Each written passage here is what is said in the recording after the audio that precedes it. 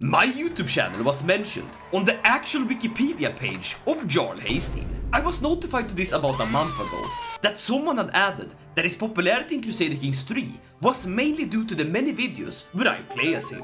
It's thankfully been removed now, as it absolutely didn't belong on the actual Jarl Haesteinn Wikipedia page. And as much as I'm responsible for furthering the brain rot and the spread of the Haesteinn addiction, I am in no way the reason why he's so popular, as Jarl Haesteinn has been a meme in the Crusader Kings community since the early days of Crusader Kings 2. So in celebration of this high but undeserving praise, I'm going to use the now fixed Haesteinn Wikipedia article to make the most lore-accurate Haesteinn playthrough possible. We're going to work our way down the list of all his notable raids, battles and events, and see how far we can get before this legend passes on to Valhalla. And first on the list, we have his initial raids into Francia. Haesteinn began his career as a Viking raider in the Frankish territories. He conducted several raids along the coast of what is now France, targeting monasteries and towns. So that's exactly what we're going to do. What are we waiting for, Haesteinn? We're already a few years behind the actual story, so let's raise our troops and go raiding the coastline. We're already doing it, Haesteinn, and it's super easy. Now we can actually get two birds with one stone here.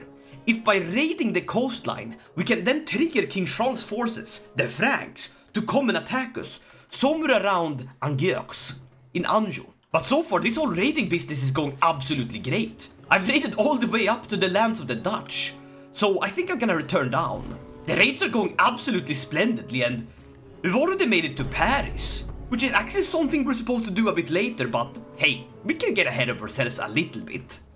But what's this? The Battle of Brie-Franche. It's not the battle I wanted, but it's the battle we'll get. So according to history, Haesteinn lost his first battle against the Franks, but it still cemented his power as a legendary Viking.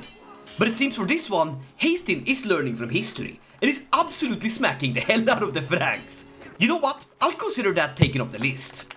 Jarl Haesteinn, together with his Viking host, have successfully raided the coast of Francia, as well as participated in a battle against the Frankish forces. That brings us to chapter 2, the alliance with Burj Ironside. Now it is said that Jarl Haesteinn, together with legendary son of Ragnar Lothbrok, Burj Ironside, teamed up on a large-scale expedition into the Mediterranean. There, they raided areas in Spain, France, Italy, and possibly North Africa. This all culminates in an attack on Luna, a city in Italy that Haesteinn supposedly mistook for Rome. Now sadly, Jarl Burj Ironside can't come along with him on this journey, because he's busy fighting the Sons of Lothbrok invasion in Northumberland. But he's there in spirit. A friend of mine asked me a great question once. What do you think Haesteinn would have thought if he knew that more than 1,000 years after his death, a random Swede would be obsessing over him in a video game? I'm not sure. I just hope he would have been proud. Alright, that's France ticked off the list. Now to raid Spain. Now they said he raided around the Mediterranean, so why not go to Cordoba itself? That's where the true riches are. Haesteinn's goofy little Mediterranean adventure. You love to see it. Now you know I always have a soft spot for Morocco because of my dearest friend Simo. And so did actually Jarl Haesteinn. As stated on his Wikipedia article, him and Jarl Burj Ironside occupied Nikor for 8 days. That is a historic site in the Rif region, so Rif would be here. That means we have to stay here for at least 8 days. Yeah, I think that's enough. Nobody should be in Morocco for too long. Now, together with his homeboy Jarl Björn, he was intending to actually sail to Rome, but I guess he got lost because the GPS was badly calculated. So Jarl Haesteinn and Burj Ironside arrive at the city of Rome, but it's actually the city of Luna. Haesteinn is so paranoid about raiding this legendary city, so he pretends to be dying, walks up to the nearest guard and says, "Hey, I want to become Christian before I die, so I can go to heaven." The guards, of course, don't let him in, because he's mad suspicious. But they send for a priest who performs the sacrament outside of the gates. Then, Haesteinn dies. What?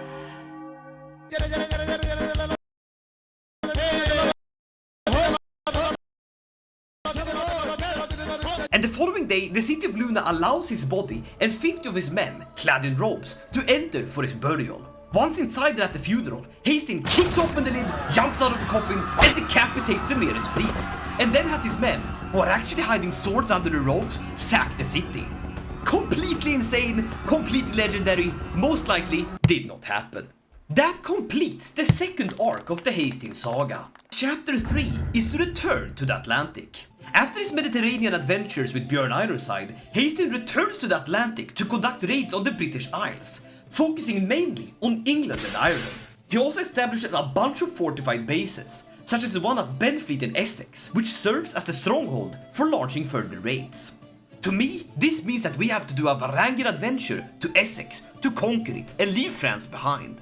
So that begs the question, where the heck is Essex? Ah, I found it! We raise the troops and, just for good measure, we'll bring some cool mercenaries. Haesteinn's back in the Atlantic, let's go! And what's more Viking than just sailing up and taking London?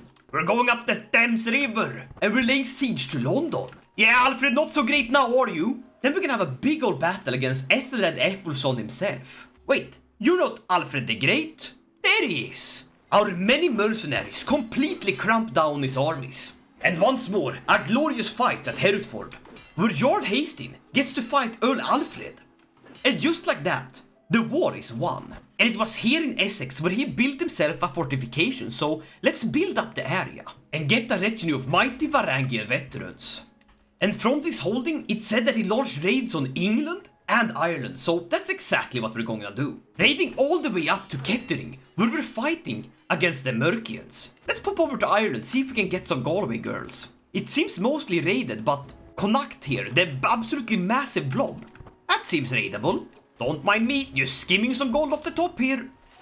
Alright, Ireland properly raided. Let's return home to Essex and get this bag. And you know what? Let's have a glorious feast. And we'll invite our best friend so that we can hang out again, considering he missed the Mediterranean raid. Oh yeah, it's King Burj Ironside! Wait, you're a king now? Congratulations! Wow, moving up in the world, I see. Oi. I guess we did find one good thing in Ireland. This iconoclast Anglo-Saxon doctor would make for a great court physician, but also a concubine. And we have arrived! Me, my homie King Björn, and my beloved wife Vigdis. All around, we're absolutely enjoying and vibing with the atmosphere. And Svein, a courtier of King Björn, I guess one of his bodyguards? No, he's Skald, his court poet. They're absolutely enjoying the party. And I guess we can raid Cornwall, that's technically England. And we use our gold to further boost my holdings here. Hey, that's what they said Haesteinn did, so that's what I'll do. Now I feel like I haven't raided England enough, so I'm gonna completely raid down the holdings of Essex. And I mean all of them. And King Charles has died, let's go! The blind Frank fell down the stairs! Listen, there's not gonna be a holding that I haven't touched when I'm done with this. I want it all put to the torch. When I say I raid England, I mean it. I raid all of England. We're going on a trip in our favorite Viking ship. Jarl Haesteinn, raiding machine. Wait, it's all raided? Always has been. There's not a single dime left that I haven't taken. If it's not nailed down, I've stolen it. England is completely raided. We established a base in Essex and we completely looted down England. You can see physically how the development has tanked here and all boosted up here. Very good. That concludes chapter 3. And now we move over to the second to last chapter in the Haesteinn saga. Chapter 4. The conflict with Alfred the Great. To make this work, I'm gonna have to kill King Ethelred, as he's not supposed to be king when I do this. King Ethelred, I'm sorry, but for the story to work, you must be written off. That puts... Oh, come on! That's not the right kid. I'm gonna have to murder one more, sorry. There we go, the timeline is fixed, and now King Alfred rules as the King of Essex. Now in chapter 4, there are two main events. There's the battle at Benfleet, where Haesteinn's base was captured by Alfred the Great's forces. And this culminates in the Battle of Buttington. Hilarious name, by the way. And would you believe it, that we've actually caught up with the timeline? It's now 887, and the Battle of Buttington happens in 893. It's where the Anglo-Saxons siege down Haesteinn's forces and defeat them. Of course, we won't let this happen. This version of Haesteinn is a sham, and the English are in no position to oppose us. We declare a war to take all of his lands. And once more, the Norse band of Dahl will be hired.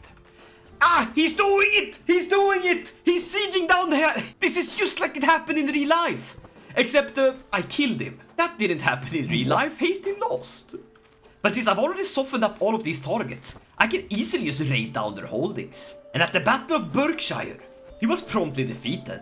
And with his capital sieged, and his Welsh allies defeated, we had taken all of England in one war.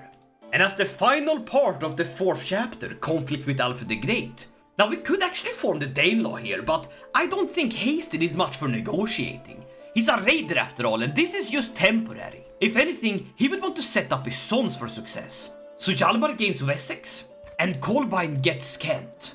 As Haesteinn has to move on to the last and final chapter of his saga. Chapter 5, the later years. Even after significant defeats in the actual history, Haesteinn never stopped his activities. He continued raiding up and down in Francia and other parts of Europe, and maintained a reputation as a relentless Viking leader. But there is a possibility that he settled in Normandy, that became a strong and significant Viking stronghold.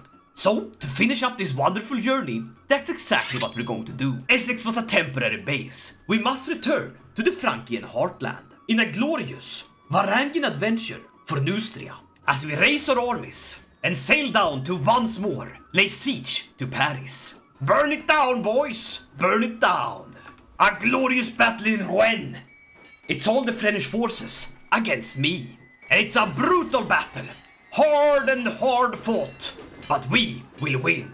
And just like that, we've captured Neustria, who will of course make into Normandy, making Haesteinn possibly the first Norman. And with that technically concludes the saga of Haesteinn. We raided the Mediterranean with our friend Jarl Ironside and sieged down the city of Rome that was actually Luna. We raided the Atlantic, seized control over holdings in England, defeated Alfred the Great, and lastly, retired in Normandy. But Haesteinn is not dead yet, so I'll see if I can pull off one last adventure. In chapter 5, I did mention that he kept on raiding the Franks. So what's the biggest thing we can steal from them, if not their own sovereignty? We're going to swear fealty under religious taxation. But now the red-faced ghost of King Burj Ironside is coming to haunt me.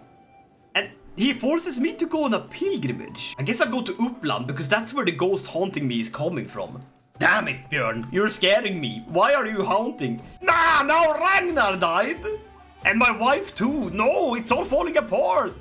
Why am I even here? The ghost of Jarl Björn tricked me to visit Uppland. Why? Because as I leave Uppland, I see a woman, Freydis Sur. She's beautiful. We must marry her. My wife. Björn Ironside. He knew my wife was going to die. He's reading a Wikipedia article of his own. He did this because he's my friend. I have regained my strength. I get the meritocracy perk, and I start a scheme to claim the throne of Francia. And soon, we will rule France. We press our demands. Hand over the throne, now! She said yes! And just like that, King Haesteinn, the Venerable of France, can live out his life as a Norman adventurer, having raided, pillaged, and eventually settled down in France. And that, my friends, was the historically accurate saga of Haesteinn.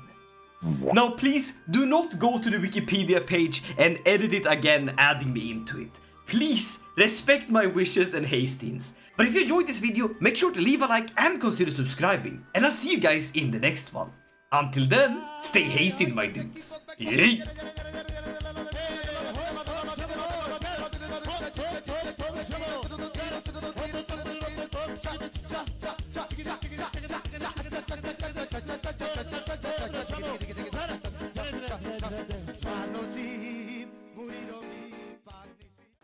Wow, Midova, I want to schmill myself.